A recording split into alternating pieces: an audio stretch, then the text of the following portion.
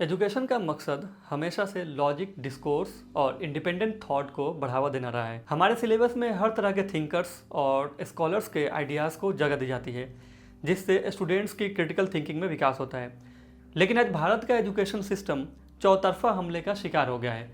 एक तरफ तो एजुकेशन की बजट में कटौती की जा रही है, इंफ्रास्ट्रक्चर का विकास नहीं हो रहा है, शिक्षा का बाजारीकरण हो रहा है, वहीं दूसरी तरफ शिक्षा का राजनीतिकरण भी किया जा रहा है। इसका इस्तेमाल भाजपा के राजनीतिक एजेंडे का प्रचार करने और हिंदुत्व प्रोजेक्ट को आगे बढ़ाने के लिए हो रहा है। इस प्रोजेक्ट को पूरा करने के लिए कई कदम उठाए जा रहे हैं, जैसे आरएसएस से जुड़े या उससे सहमति रखने वाले प्रोफेसर्स की नियुक्ति की जा रही है, आरएसएस स्पॉन्सर्ड सेमिनार कराए जा रहे हैं, करिकुलम में बदलाव किए जा रहे हैं। इन सभी मुद्दों पर हम आने वाली वीडियोस में बात करेंगे। इस वीडियो में हम समझेंगे कि कैसे करिकुलम में बदलाव करके हिंदुत्व की विचारधारा को प्रोपेगेट किया जा रहा है और कैसे एजुकेशनल टेक्स्ट बुक का भगवाकरण किया जा रहा है। तो सबसे पहले हम समझते हैं कि शिक्षा के भगवाकरण या सैफ्रनाइजेशन ऑफ एजुकेशन का मतलब क्या है। भगवाकरण का मतलब है हिंदुत्व की विचारधारा को लागू करना। अब सवाल उठता है कि आखिर हिंदुत्व की विचारधारा है क्या? तो इसका जवाब आरएसएस के दूसरे चीफ एमएस गोलवलकर अपनी किताब वी और आवर नेशनहुड डिफाइंड और बंच ऑफ थॉट्स में देते हैं। उनके मुताबिक हिंदुत्व एक सांस्कृतिक एवं राजनीतिक विचारधारा है जिसका मकसद भारत को हिंदू राष्ट्र बनाना है। वो मुसलमान, ईसाई और कम्युनिस्टों को हिंदू राष्ट्र के लिए खतरा मानते हैं। इस तरह ये विचारधारा मुसलमानों और ईसाइयों को भारत में दोयम दर्जे का नागरिक बनाना चाहती है। इतना ही नहीं, हिंदुत्व की विचारधारा संविधान द्वारा दिए गए सेकुलरिज्म को नहीं मानती है। आपने अक्सर देखा है कि हिंदुत्व की वकालत करने वाले नेता सेकुलरिज्म का विरोध करते हैं। हिंदुत्व का मकसद फैक्ट्स को किनारा करके हर हाल में हिंदू संस्कृति और इतिहास को ग्लोरीफाई करना है। इसी विचारधारा को सिस्टमेटिक तरीके से एजुकेशन सिस्टम में लागू करने को सैफ्रनाइजेशन ऑफ एजुकेशन या शिक्षा का भगवाकरण कहा जाता है। अब सवाल है कि सिलेबस में बदलाव करके कैसे शिक्षा का भगवाकरण किया जा रहा है। हाल ही में एनसीईआरटी ने क्लास 7 के सोशल साइंस के टेक्स्ट बुक से मुगल साम्राज्य और दिल्ली सल्तनत पर आधारित चैप्टर्स को हटा दिया है। वहीं इंडियन डायनेस्टीज, महाकुंभ और सरकारी इनिशिएटिव्स जैसे make in India, Beti Bachao Beti Padhao जैसे विषयों को शामिल किया गया है। गौर करने की बात है कि पिछले साल हुए महाकुंभ मेले के बारे में बताया गया है कि कैसे उसमें 6 से 60 मिलियन से ज़्यादा लोग शामिल हुए, लेकिन ये नहीं बताया गया है कि इस मेले में मची भगदड़ में 30 लोगों की मौत हो गई थी और कई लोग घायल हो गए थे। मतलब साफ है कि करिकुलम में बदलाव नई बातों को शामिल करने के लिए नहीं किया जा रहा है, बल्कि हिंदुत्व को फ़ायदा पहुँचाने के लिए आधी अधूरी जानकारी दी जा रही है। यह पहली बार नहीं है कि एनसीईआरटी ने सोशल साइंस के सिलेबस में तब्दीली की है।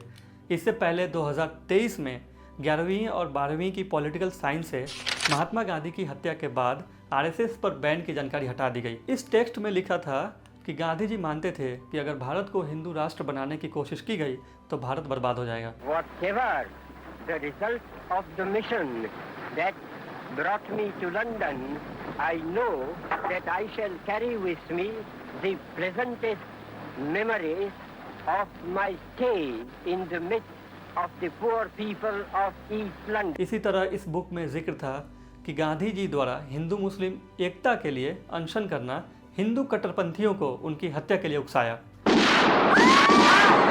Oh God.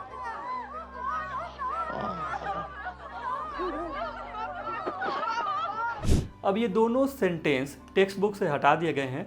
इसके अलावा 11th क्लास की टेक्स्ट बुक से देश के पहले शिक्षा मंत्री मौलाना आज़ाद के बारे में दी गई जानकारी हटा दी गई है। इसी तरह गुजरात दंगे के बारे में जो जानकारी दी गई थी उसको भी सोशल साइंस की किताबों से हटा दिया गया है। मालूम हो कि इस दंगे में तकरीबन 2000 से ज़्यादा लोगों की हत्या की गई थी, जिसमें से ज़्यादातर मुस्लिम थे।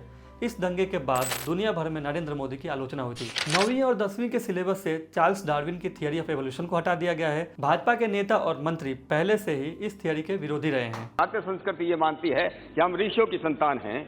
जो लोग ये कहते हैं कि वो बंदरों की औलाद हैं, ऐसे लोगों की भावनाओं को भी मैं कोई ठेस नहीं पहुंचाना चाहता।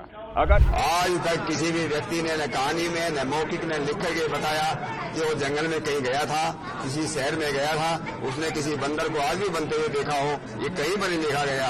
इमेजिन करिए कि अगर आरएसएस के हिसाब से पूरा सिलेबस बना दिया जाए तो स्टूडेंट्स कैसे बिहेव करेंगे। सूर्य का ये गलत बोल रहा है सर। धरती सूर्य का चक्कर कैसे लगा सकती है? धरती तो शेषनाग के सर पर विराजमान है। अरे चुप रह राहु, नहीं तो मुझे ही ग्रहण लग जाएगा। कॉलेजों में हिजाब पर बैन लगाकर मुस्लिम पहचान का हास्यकरण किया जा रहा है। उर्दू भाषा को विदेशी बताकर खारिज किया जा रहा है, जबकि उर्दू की पैदाइश हिंदुस्तान में हुई है। करना चाहिए, अपने बच्चों को ये लोग पढ़ाएंगे इंग्लिश स्कूलों में, और दूसरे के बच्चे के लिए अगर वो सुविधा सरकार देना चाहते हो, कहते नहीं उर्दू पढ़ाओ इसको, यानी उसको मौलवी बनाना चाहते हैं, कठपुल्ला पर जोड़ के इसको ले जाना चाहते हैं। सबको पता है कि मुसलमानों की संस्कृति, इतिहास और मजहब में उर्दू की खास भूमिका रही है। इसलिए उर्दू का विरोध करके मुसलमानों के इतिहास को धुंधला किया जा रहा है, ताकि उनके इतिहास को एक रंग यानी भगवा रंग में रंगा जा सके। ऐसा नहीं है कि 2014 में सत्ता में आने के बाद से भाजपा टेक्स्ट बुक में बदलाव कर रही है, बल्कि इसका इतिहास बहुत पुराना है। 1977 में इमरजेंसी के बाद जनता पार्टी की सरकार बनी। ईश्वर की शपथ लेता हूँ कि जो विषय संघ के मंत्री के रूप में इसमें भाजपा के पूर्ववर्ती संगठन जनसंघ का बड़ा प्रभाव था। इस सरकार ने एनसीईआरटी के इतिहास की किताबों को निशाना बनाया। जनसंघ के नेता नानाजी देशमुख ने तत्कालीन प्रधानमंत्री मोरारजी देसाई को एक पत्र लिखा, जिसमें रोमिला थापर की मेडिवल इंडिया, बिपिन चंद्रा की मॉडर्न इंडिया और आर.एस. शर्मा की एंशिएंट इंडिया जैसी किताबों को राष्ट्र विरोधी और कम्युनिस्ट करार दिया गया। इन किताबों की आलोचना इसलिए हुई क्योंकि ये सेकुलर थी और हिंदू मुस्लिम एकता पर जोर देती थी। खासकर मुगल काल को सकारात्मक रूप से दिखाने की वजह से इन्हें निशाना बनाया गया। जनता पार्टी ने सुझाव दिया कि टेक्स्ट बुक में वैदिक संस्कृति को बढ़ा चढ़ाकर दिखाया जाए और आर्यन आक्रमण सिद्धांत को खारिज किया जाए।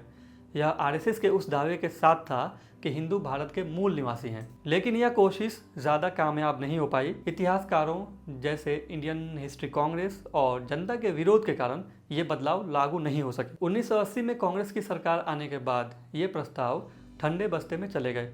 फिर भी यह एनसीईआरटी की किताबों को भगवाकरण की पहली बड़ी कोशिश थी। 1998 में जब भाजपा ने नेशनल डेमोक्रेटिक अलायंस यानी एनडीए के साथ सत्ता हासिल की, तब एनसीईआरटी की किताबों में बड़े पैमाने पर बदलाव शुरू हुए। मानव संसाधन विकास मंत्री मुरली मनोहर जोशी, जो हिंदुत्व के कट्टर समर्थक थे, उन्होंने इस मिशन को लीड किया। 1992 के अयोध्या आंदोलन के बाद भाजपा का हिंदुत्व एजेंडा चरम पर था और शिक्षा इसकी अगली मंजिल थी।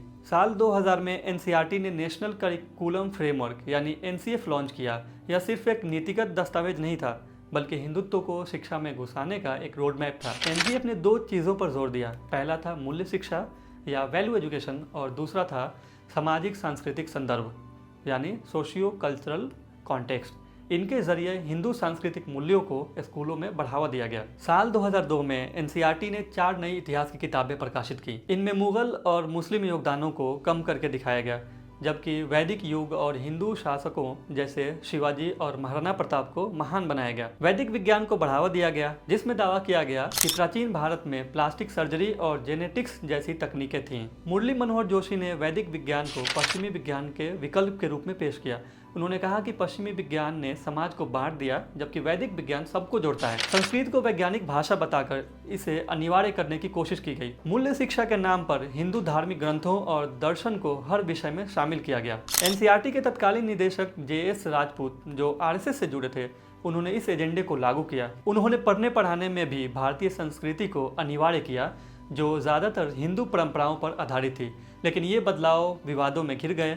इतिहासकार रोमिला थापर, इरफान हबीब और सहमत नाम के एक संगठन ने इन्हें इतिहास को तोड़ मरोड़ करने वाला और सेकुलर विरोधी बताया। 2004 में यूपीए सरकार आने के बाद इन किताबों को वापस ले लिया गया। 2005 में एक नया एनसीएफ लाया गया जो सेकुलर ढांचे पर आधारित था, लेकिन यह सिर्फ एक अस्थायी रुकावट थी। हिंदुत्व का एजेंडा फिर से लौटने वाला था। अब फिर से 2014 में भाजपा के सत्ता में आने के बाद से एनसीईआरटी के सिलेबस में बदलाव किया जा रहा है। इसका मकसद मुसलमानों के इतिहास को मिटाकर देश की राजनीति का सांप्रदायिकरण करना है, जो हिंदुत्व की विचारधारा को सूट करता है। जवाहरलाल नेहरू विश्वविद्यालय के प्रोफेसर आदित्य मुखर्जी कहते हैं, टेक्स्ट बुक में बदलाव के पीछे भाजपा का तर्क रहा है कि भारत की शिक्षा मैकाले यानी औपनिवेशिक काल से प्रभावित है। साजिश बड़ी पुरानी है कि हमारे हिस्ट्री को किस तरह से डिस्टॉर्ट करके इस तरह प्रेजेंट किए जाए ताकि जो मुसलमान हैं वो बिल्कुल बुरी नजर से देखे जाए, उनको डिमोनाइज किया जाए, उनका सिलेबस का भारतीयकरण हिंदू लेगेसी के मुताबिक होना चाहिए। इसे बाहरी प्रभाव जैसे अंग्रेजों और मुगलों से आज़ाद होना चाहिए। ऐसा नहीं है कि आज़ादी के बाद भारतीय शिक्षा को अंग्रेजों के प्रभाव से अलग करने की कोशिश नहीं की गई है। 1960 और 70 के दशक में जब कांग्रेस की सरकार थी, इतिहास की अंग्रेजी व्याख्या को खारिज कर दिया गया। भारतीय समाज की विविधता को देखते हुए सेकुलरिज्म को प्राथमिकता दी गई, जिसका मकसद मजहब की बुनियाद पर बांटने की बजाय यूनाइटेड इंडिया बनाना था। इस वक्त के इतिहासकारों ने भारतीय समाज को हिंदू मुस्लिम के लेंस से देखना बंद कर दिया। उन्होंने साबित किया कि भारत में दोनों समुदायों के लोग एक साथ मिलजुल कर हमेशा से रहते आए हैं। इसलिए हम लोगों को हिंदुत्व के इस एजेंडे से सतर्क रहने की ज़रूरत है, क्योंकि यह पूरी तरह से देश में सांप्रदायिकता को बढ़ावा देने का प्रोजेक्ट है। भारत जैसे सेकुलर डेमोक्रेसी में शिक्षा के भगवाकरण यानी सेफ्रनाइजेशन ऑफ एजुकेशन को स्वीकार नहीं किया जा सकता।